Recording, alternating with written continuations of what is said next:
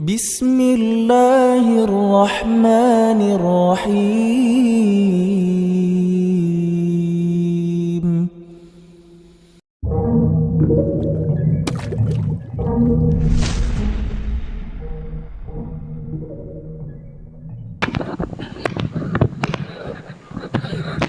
Tes 1 2. Bismillah, assalamualaikum warahmatullahi wabarakatuh. Alhamdulillah, salatu wassalamu ala rasulillah wa ala alihi wa sahbihi wa sallama taslima.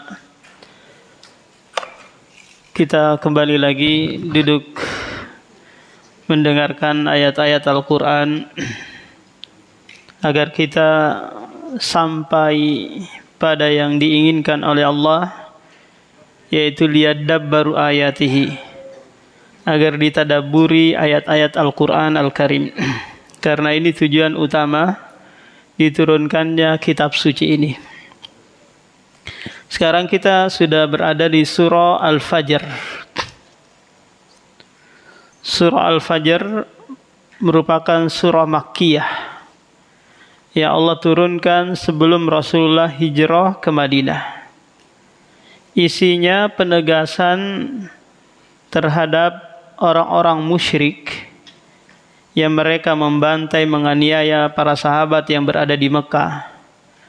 Maka kata Allah di surah Al-Fajr ini, kalian itu tidaklah seperti kaum Ad, kaum Samud, Fir'aun yang Allah telah binasakan mereka. Padahal kaum Ad memiliki postur tubuh yang tinggi, kuat. Kaum Samud memiliki kemampuan memahat gunung, memahat batu yang mereka jadikan rumah-rumah. Fir'aun dan bala tentaranya yang begitu banyak yang Allah musnahkan seluruhnya karena pengingkaran mereka terhadap nabi-nabi yang diutus. Kalian enggak seberapa wahai kaum musyrikin. Maka jadikanlah ini sebagai ibrah bahwa setiap kaum yang mengingkari nabi yang diutus kepada mereka akan Allah binasakan. Kemudian nanti Pak, di akhir surah ini Allah Subhanahu wa taala menyebutkan tentang surga dan syarat masuk ke dalam surga. Allah Subhanahu wa taala memulai surah Al-Fajr ini dengan bersumpah terhadap makhluknya. Di ayat yang pertama, wal fajri, demi fajar. Fajar ini bisa bermakna salat subuh, bisa juga bermakna waktu salat subuh. Karena waktu salat subuh itu Pak dimulai ketika apa? Fajar sodik mulai muncul. Apa itu fajar sodik? Fajar sodik itu ketika di ufuk timur sana mulai muncul cahaya putih yang memanjang ke kiri kanan. Ini namanya apa? Fajar sodik. Kenapa? Karena setelahnya nanti ada cahaya putih yang merata. Kalau fajar kadzib, cahaya putihnya itu memanjang ke atas. Paham? Setelahnya gelap lagi. Ini membohongi kita. Seakan-akan apa? Ada cahaya setelahnya lagi. Padahal nggak ada. Nah, waktu sholat subuh itu ketika apa? Muncul fajar sodik. Nah, Allah Subhanahu wa taala bersumpah demi waktu ini dan demi sholat ini karena memiliki apa? Keutamaan. Di surah At-Takwir Allah sebutkan juga was-subhi idza as'as, was-subhi idza tanaffas, was-subhi idza asfar. Ini beda-beda sigohnya karena apa? Karena para ulama juga berselisih tentang apa Pak? Tentang waktu subuh, salat subuh ini, tentang waktu salat subuh. Kalau mazhab Hanafi menganggap bahwa salat subuh itu waktunya ketika mulai muncul cahaya kuning. Muncul cahaya kuning. Pertama kan putih Pak ya. Setelah putih muncul kemerah-merahan, paham? Setelah muncul kemerah-merahan muncul lagi apa? Kekuning-kuningan. Setelah itu baru muncul matahari. Nah, kalau mazhab Hanafi menganggap waktu subuh ketika apa? Muncul warna kekuningan. Inilah yang Allah firmankan di dalam surah Al-Muddathir, was-subhi idza asfar. Dan waktu subuh itu ketika apa? Cahaya mulai ada kuning-kuningnya. Nah, adapun mazhab Syafi'i menganggap bahwa waktu sholat subuh itu ketika golas. Ketika masih ada kehitam-kehitaman. Belum sempurna putihnya, masih apa? Hitam-hitam, masih gelap-gelap. Adapun mazhab Hambali lebih condong kepada apa? Fajar shadiq. Walayalin asyr, dan demi malam yang 10. Jadi kebiasaan orang Arab, Pak, kalau menyebutkan malam itu maknanya adalah siang. Nah, yang dimaksud di sini walayalin asyar adalah hari-hari 10. Para ulama berselisih ini, apa yang dimaksud di sini nih? Ada yang mengatakan adalah 10 malam terakhir di bulan Ramadan, karena di sana ada keutamaan, yaitu malam Lailatul Qadar. Ada juga yang menguatkan bahwa ayat ini dimaksudkan adalah 10 pertama bulan Dzulhijjah, yang Rasulullah menyebutkan keutamanya bahwa ma min ayyamin al-amalu shalihu fiha ahabbu ilallah salim min hadhil ayyam, yakni ayyamil ashr. Tidak ada hari-hari yang amalan soleh lebih dicintai oleh Allah daripada hari-hari ini, yaitu 10 pertama bulan Dzulhijjah. Sampai ada sahabat bertanya, walal jihadu fi sabilillah ya Rasulullah, tidak juga setara dengan jihad di jalan Allah? Maka kata Rasulullah, tidak, kecuali seseorang itu keluar membawa diri dan hartanya lantas dia tidak kembali, mati syahid, barulah setara dengan amalan soleh yang dilakukan di 10 pertama Dzulhijjah. Nah, Ibnu Katsir rahimahullah lebih condong kepada pendapat yang kedua ini. Wasyaf'i wal watr, dan demi syafa' wal watr. Syafa' itu maknanya genap. Watr itu maknanya apa? Ganjil. Para ulama berselisih panjang lebar tentang maksud firman Allah ini, Pak, asy-syaf'i wal watr. Sampai ada 36 qaul yang menyebutkan tentang hal ini. Ada yang menyebutkan bahwa yang dimaksud di sini adalah tentang salat. Salat itu ada yang genap, ada yang ganjil rakaatnya. Yang ganjil itu apa, Pak? Salat maghrib. Yang genap salat subuh, salat isya, duhur, asar. Ini semuanya apa? Genap. Ada juga yang mengatakan bahwa ayat ini berkaitan dengan apa? Dengan makhluk. Makhluk itu, Pak, seluruhnya genap. Seluruhnya apa? Genap. Wa min kulli syai'in ja'alna zaujaini, kata Allah. Segala sesuatu dari makhluk ini kami jadikan berpasang-pasangan. Ada laki-laki, ada perempuan, ada betina, ada jantan. Ada atas, ada bawah, ada kiri, ada kanan, ada depan, ada belakang. Paham? Semuanya berpasang-pasangan. Tidak ada istilahnya apa? Dia sendiri. Bunga pun seperti itu. Ada apa namanya? Ada serbuk sari, ada apa lagi satunya itu, Pak? Putik ya. Paham? Labu. Bapak pernah lihat tanaman labu itu? Ada betina, ada jantannya. Kalau Bapak enggak kawinkan buah labu ini, dia akan apa? Menguning kemudian rontok. Jadi harus apa? Dikawinkan. Demikian juga pohon korma. Pohon korma itu, Pak, ada yang jantan, ada yang betina. Kalau enggak dikawinkan, maka buahnya enggak bagus. Ketika Rasulullah datang ke Madinah, Dan kebiasaan orang Madinah ini Pak, mereka pandai dalam pertanian.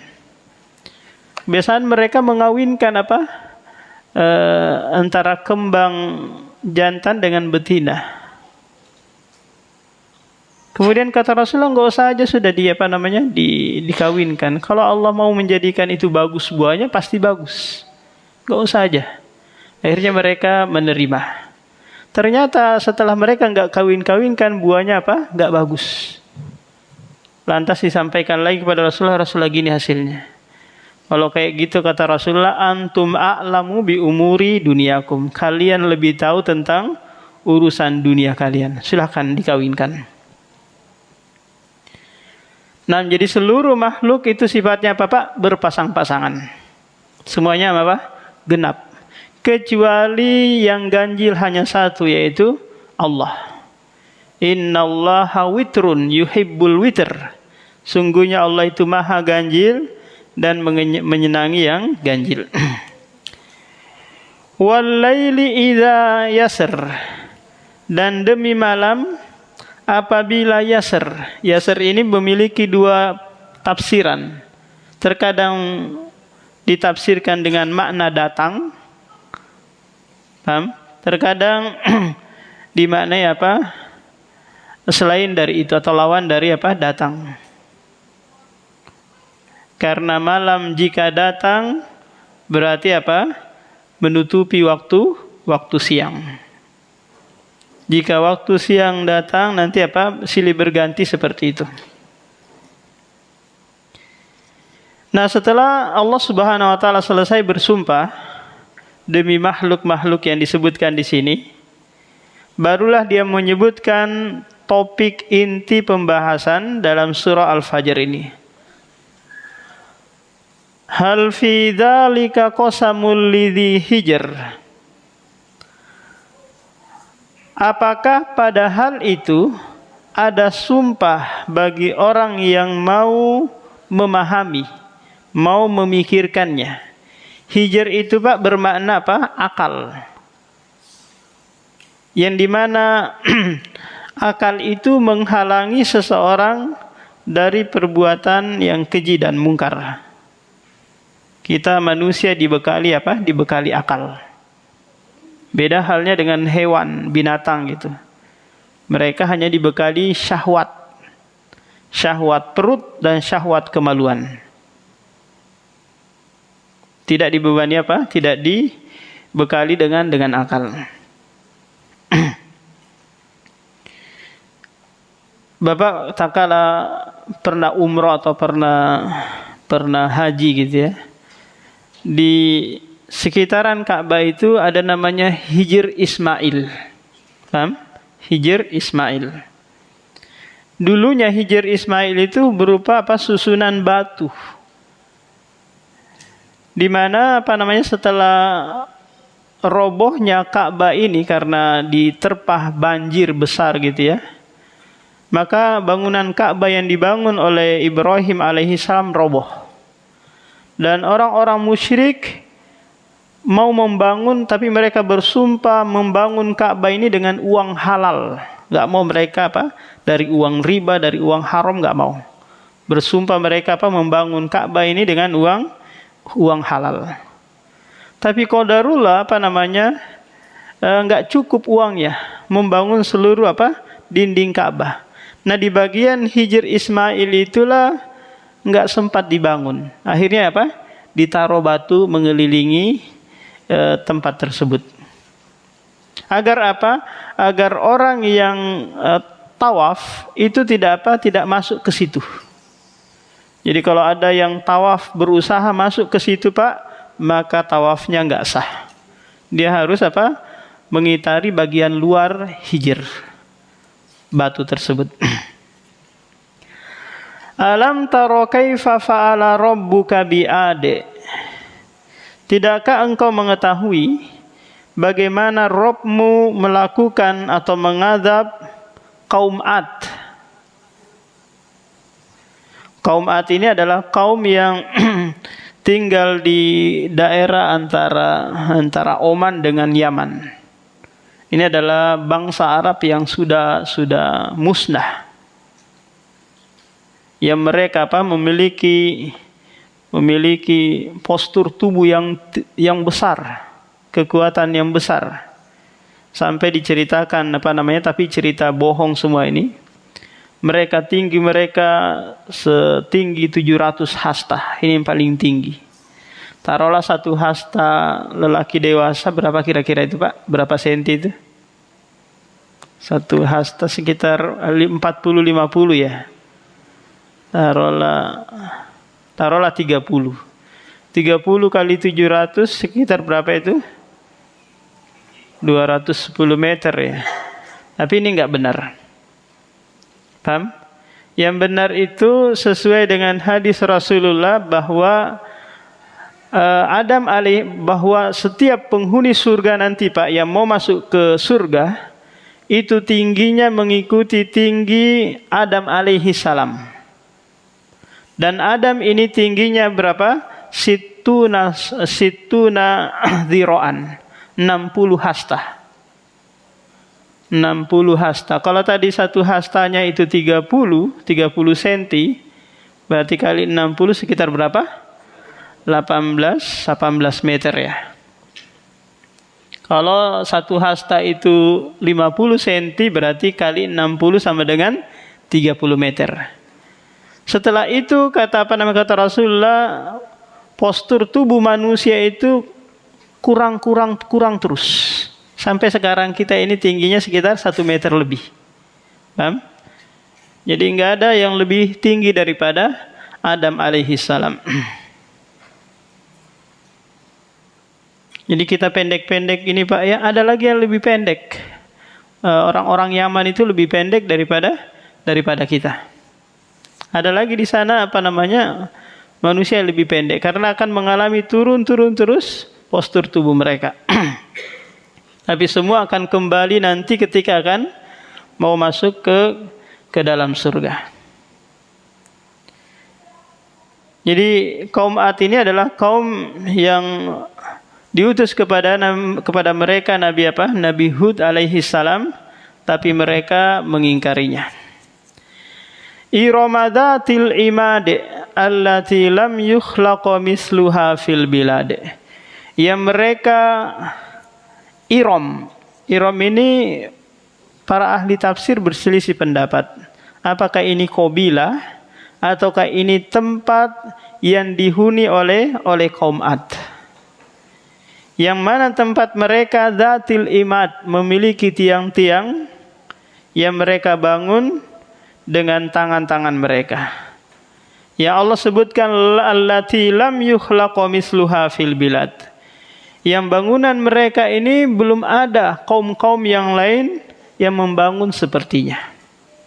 Mereka diberikan kemampuan arsitek yang sangat canggih. Ini kaum yang pertama yang Allah Subhanahu wa taala binasakan. Kaum yang kedua adalah wasamud alladzina jabus sakhra bil wadi. Dan kaum Samud yang mereka memahat batu di lembah kalau sekarang tempatnya itu namanya adalah Al-Ula. Di atasnya Madinah, jadi setiap orang yang mau ke Syam itu pasti melewati daerah Al-Ula ini. Jadi kaum Samud adalah kaum yang Allah Subhanahu wa taala utus Nabi Soleh kepada mereka. Tapi mereka mengingkari Nabi Soleh ini sampai mengatakan, kami mau beriman kepadamu wahai Nabi Soleh kalau sekiranya engkau mampu mengeluarkan onta dari dalam batu ini dengan ciri-ciri dalam keadaan bunting. Betina dalam keadaan bunting. Coba lihat, Pak. Ini kira-kira masuk akal enggak ini, Pak? Onta keluar dari Dari batu. Ini secara akal kan enggak bisa masuk ini. Mana mungkin batu mengeluarkan onta. Tapi ini syarat mereka untuk mau beriman kepada Nabi Soleh alaihi salam. Akhirnya Nabi Soleh alaihi salam berdoa kepada Allah agar mengeluarkan dari batu tersebut seekor onta betina yang sedang bunting. Akhirnya keluar. Pecah batu tersebut, kemudian keluar onta betina. Akhirnya sebagian kaum Samud beriman, sebagiannya tetap apa? Tetap kufur, mengingkari. Akhirnya Nabi Saleh membuat peraturan bahwa karena onta ini adalah mukjizat, maka biarkan dia juga minum di sumur yang ada. Dikasih giliran 1 hari bagi penduduk kampung, 1 hari bagi onta ini. Tapi di antara hal yang menakjubkan Pak, onta ini setelah nanti minum air dari sumur tadi, dia pergi lagi keliling ke kampung-kampung, datangi setiap rumah untuk apa? Diperas air susunya. Istilahnya apa? Air tawar ditukar dengan apa? Air susu. Paham? Setiap hari seperti itu. Ganti-gantian kemudian ditukar dengan apa? Dengan air susu. Tapi orang-orang yang mendustakan ini gelisah. Wah, masa kita kalah sama onta nih? Akhirnya mereka membuat apa? Siasat buruk untuk membunuh onta Nabi Saleh ini. Yang disebutkan dalam surah Asy-Syams nanti, idzim ba'asa ashqaha. Tak kala mereka mengutus orang yang paling buruk dari kalangan mereka untuk membunuh onta ini. Cara membunuhnya bagaimana Pak? Bukan disembelih, tapi apa? Fa'aqaruha. Mereka melempari dengan batu sampai onta tersebut apa? Mati. Ini cara apa? Cara yang ketiga, menyembelih hewan kurban. Jadi menyembelih hewan itu Pak ada 3 caranya. Yang pertama adalah zabuhun. Zabuhun ini menyembelih bagian bawah, bagian atas tenggorokan. Paham? Menyembelih bagian atas. Yang penting putus apa? Saluran pernapasan, saluran tenggorokan, kemudian urat yang ada di kiri kanannya. Ini putus. Cara yang kedua adalah nahrun. Nahrun ini menyembelih bagian bawah. Bagian bawah tenggorokan. Ini khusus onta. Paham? Yang Allah sebutkan di surah Al-Kautsar. Inna a'tainakal kautsar fasholli li rabbika wanhar.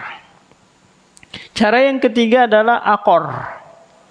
Akor ini kalau sekiranya nggak bisa dengan zabuhun atau nahrun, maka diakor. Kalau sapinya ngamuk, paham? Contoh kita ini mau nyembelih, qadarullah pisaunya nggak tajam, parangnya nggak tajam, diulang-ulang kok nggak masuk-masuk ini. Akhirnya sapinya kesakitan, ngamuk dia, bangkit, berdiri dia Pak, terus dia kejar semua orang panitia kurban itu. Maka solusi terakhirnya apa? Ambil balok-balok 5 ulin gitu atau senjata mungkin atau pisau, dilemparin mati di tempat. Sudah, itu namanya apa? Akor. Cara terakhir. Tapi kalau masih hidup, sembelih dulu. Kalau enggak, sudah mati ya sudah. Itu halal dagingnya. Nah, setelah mereka membunuh onta ini Pak, maka Nabi Saleh berkata kepada mereka, silahkan kalian bersenang-senang di rumah kalian. Setelah itu apa? Azab Allah akan datang kepada kalian. Mereka membunuh onta ini di hari Rabu. Di hari Rabu. Berarti kemungkinan janji Nabi Saleh ini terjadinya hari apa Pak? Rabu, Kamis, Jumat, Sabtu, Minggu. Kemungkinan Minggu kan? Di hari Kamisnya mereka mulai pucat wajahnya.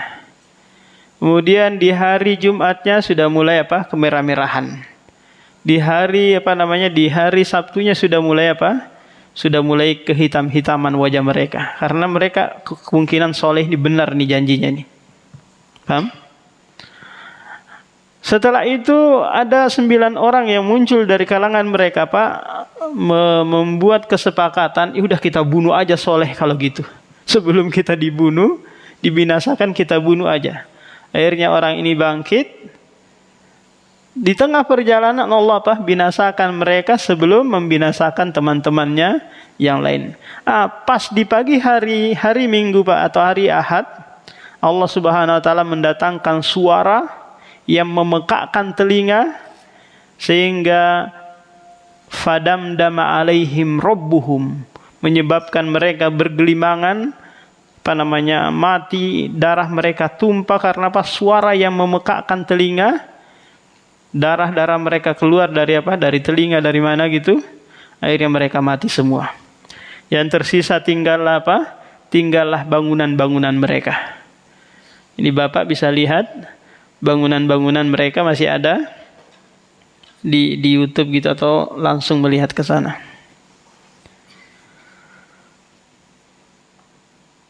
Wa fir'auna dzil autad. Ini kaum yang ketiga yang Allah Subhanahu wa taala binasakan, yaitu Fir'aun dan bala tentaranya. Kita tahu bahwa Fir'aun dan bala tentaranya itu ditenggelamkan oleh Allah di Laut Merah. Tak kala mereka mengejar Musa dan Bani Israel yang mau lari dari Mesir. Paham?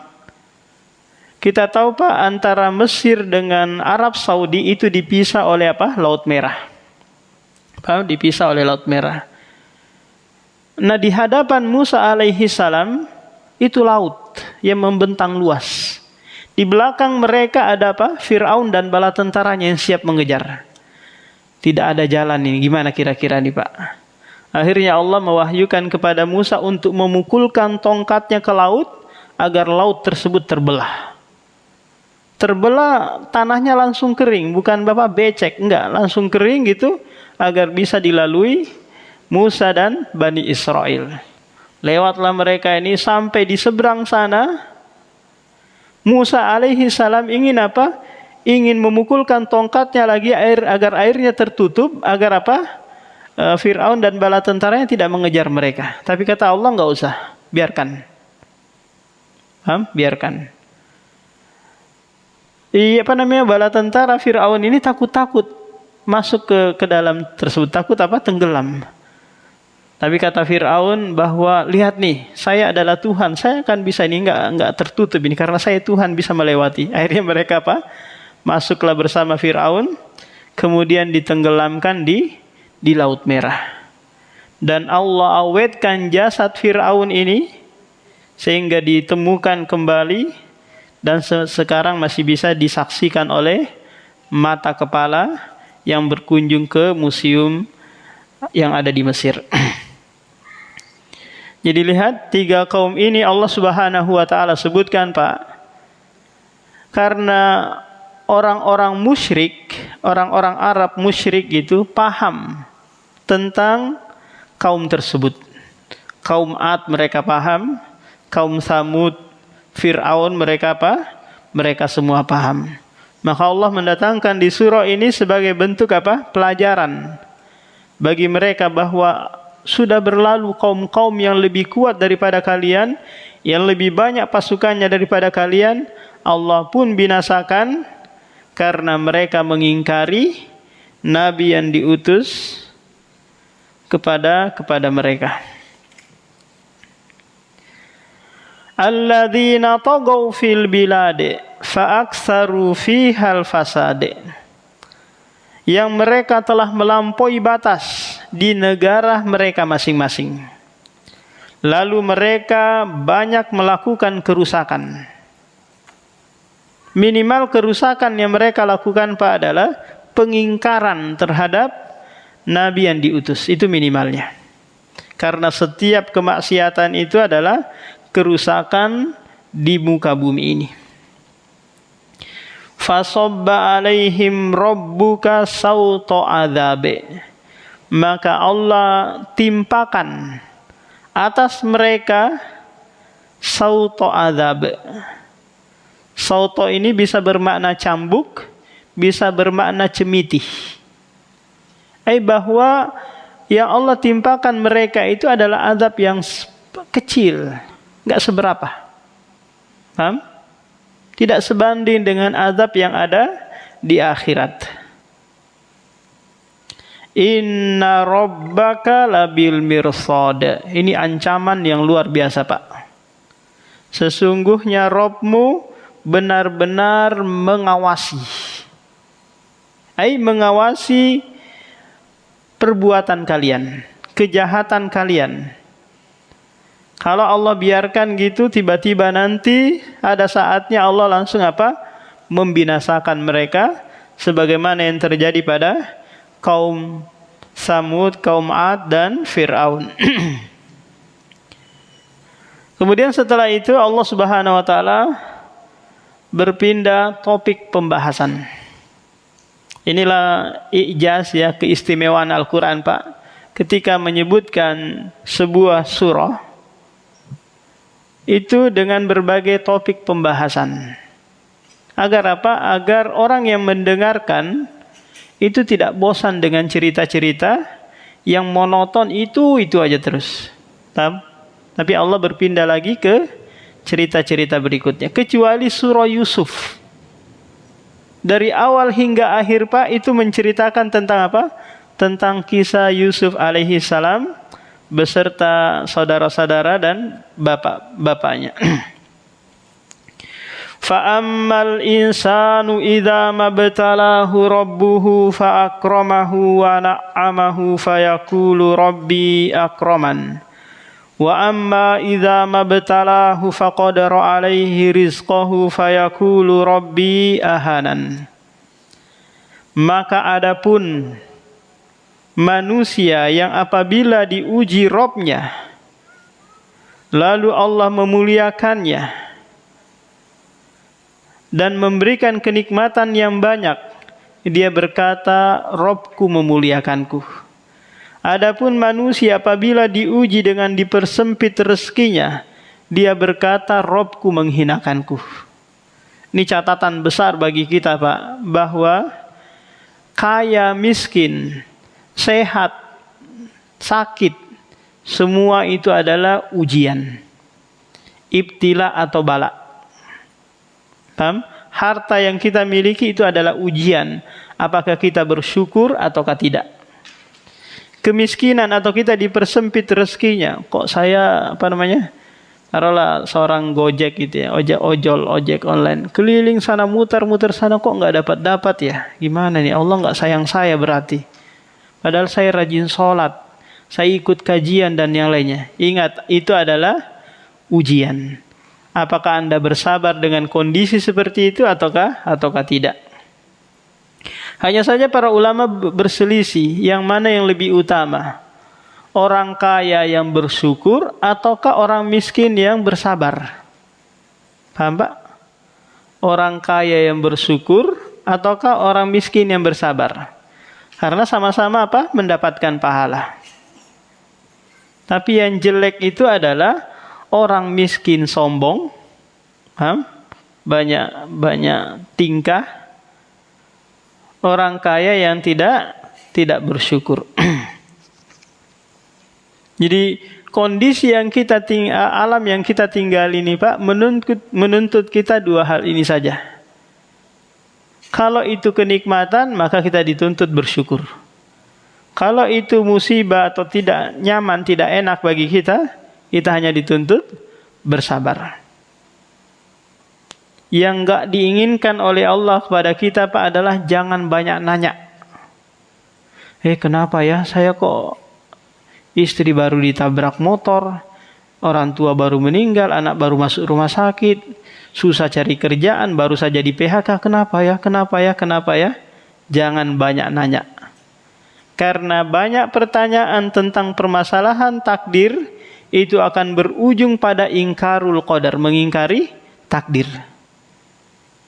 Akan berujung pada apa? Berkeluh kesah, mengeluh yang tidak ada solusinya. Anda jadikan saja itu sebagai apa? Ladang pahala. Kalau Anda ditimpa sakit, ya sudah, ini adalah bukti Allah sayang kepada Anda. Kalau Anda sempit rezekinya, berarti Allah menginginkan saya lebih lebih optimal lagi mungkin dalam dalam beribadah. Kemudian Allah membantah, kalla bal, sekali-kali tidak seperti itu.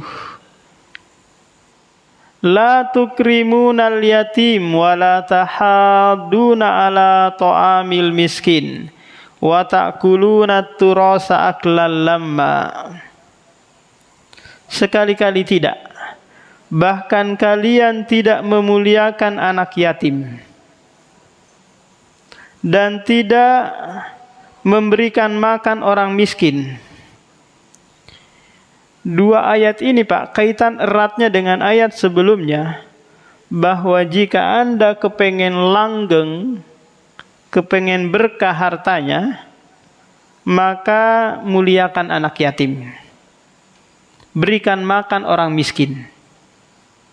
Ketika di suatu komunitas gitu atau di suatu komplek gitu ada orang kaya, tapi di sekitarannya orang miskin. Nah, kalau orang kaya ini mau berkah hartanya, langgeng ke kemewahannya, maka dia berusaha menyantuni, memberikan makan orang-orang miskin tersebut. Karena kehadiran mereka itulah yang membuat Anda rezekinya lancar terus. Ini tips yang ditawarkan oleh Allah Subhanahu wa taala agar harta kita itu tidak tetap berkah. La tukrimunal yatim, kalian tidak memuliakan anak yatim. Kita tahu Pak bahwa anak yatim itu adalah mereka yang faqdul abi qoblal buluk. Bapaknya meninggal dunia dan dia belum balik. Ini namanya apa? Yatim. Kalau meninggal bapak dan ibunya, ini tetap dihukumi apa? Yatim. Tidak ada namanya yatim piatu. Hanya yatim saja. Siapa ini yang berhak memberikan makan, menyantuni mereka ini Pak? Secara hukum asal, kalau ada anak yatim, terus dia punya harta, karena dapat warisan dari orang tuanya, dari bapaknya, maka biaya hidupnya nanti diambil dari hartanya dia. Paham Pak? Kalau ternyata si anak yatim ini nggak ada hartanya, maka nanti keluarga bapaknya yang membiayainya. Bukan keluarga ibunya, tapi keluarga bapaknya. Saudara bapaknya kah, atau ponakan sepupunya, atau apalah gitu, keluarga bapaknya. Tapi ternyata keluarga bapaknya juga orang miskin. Maka nanti si yatim ini biaya hidupnya diambilkan dari Baitul Mal. Baitul Mal kaum muslimin. Ternyata Baitul Mal juga enggak ada. Di sini harus ada buka donasi. Buka donasi gitu. Kemudian hasilnya nanti untuk memberikan makan anak yatim ini. Panti asuhan yang ada itu Pak, kira-kira biaya operasionalnya, biaya makan untuk anak yatim itu dari mana? Nah, dari mana kira-kira? Mau narikin SPP siapa? Nggak ada orang tuanya. Dari mana Pak? Dari donasi atau donatur yang menyumbangkan hartanya. Timbul pertanyaan sekarang, orang-orang yang mengurusi anak yatim tersebut di panti asuhan, apakah mereka boleh memakan uang donasi itu? Maka mereka boleh memakan sesuai dengan upah mereka mengurusi anak yatim. Kalau sekiranya upahnya 100.000 per hari atau 3 juta per bulan, maka itu saja yang diambil. Nggak boleh lebih. Karena haram mereka memakan harta anak yatim. Paham? Itu kalau mereka apa Pak? Buka donasi untuk kelanjutan hidup anak yatim ini. Wala tahaduna ala ta'amil miskin, dan kalian tidak berusaha memberikan makan orang miskin. Sebagaimana kita tahu bahwa orang miskin itu adalah mereka yang la yajidu nisfu hajatihi, tidak mendapati setengah dari kebutuhannya. Ini dihukumi apa Pak? Miskin. Contoh, taruhlah di Balikpapan ini yang semua serba mahal. Kangkung 25.000, bayam 25.000, semuanya serba mahal. Gula, minyak goreng mahal. Kira-kira kehidupan Pak Sutri, pasangan suami istri yang belum punya anak, Pak, berapa kira-kira kebutuhan pokoknya sehari? 100.000 cukup kira-kira? Cukup ya? Taruhlah 100.000 standarnya, ya kan? Kalau punya anak lebih mahal lagi. Terus dia keluar ojol, kerjanya serabutan gitu Pak. Dapatnya hanya 50.000. Berarti nggak cukup untuk kebutuhan hariannya kan? Maka orang ini dihukumi apa? Miskin. Meskipun dia punya motor, punya parabola, punya TV gitu ya, punya laptop di rumahnya, punya mobil, punya rumah, maka dia tetap apa? Dihukumi miskin. Karena Allah menyebutkan di surah Al-Kahfi itu, tatkala Nabi Khidir alaihi salam membocorkan kapal yang dia tumpangin, maka dia berkata bahwa kapal ini milik orang miskin. Wa kana limasakin, ini milik orang miskin. Menunjukkan bahwa orang miskin itu punya apa? Harta benda. Jadi panitia zakat ini harus tahu mana miskin, mana fakir. Kalau miskin tadi Pak, dia dapat setengah. Kalau orang fakir di bawahnya lagi, dia dapat hanya 40.000 atau berapa gitu. Nah demikian Pak, waktu sudah masuk. Ada yang mau ditanyakan?